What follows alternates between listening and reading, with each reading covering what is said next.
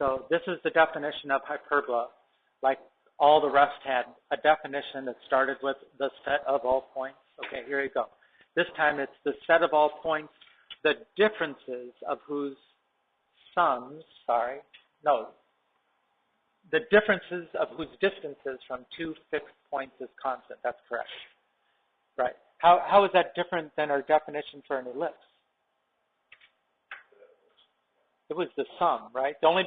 So this is a difference. The other one was a sum.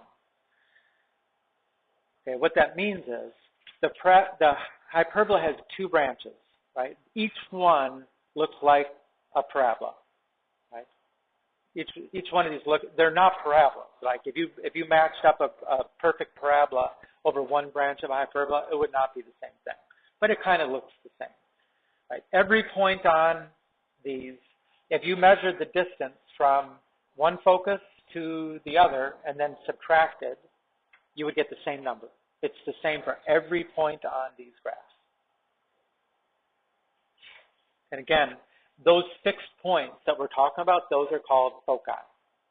And they are just like with a parabola, they're kind of sitting in the middle, right? The branches are opening up around the foci on each side. Now, why do you get two branches? It's kind of like they're saying an absolute value of distances, right? I could do the same subtraction over here. If I labeled it the D1 and D2 the same, it'd be negative. If you just always take it as a positive number, you get that branch and that branch.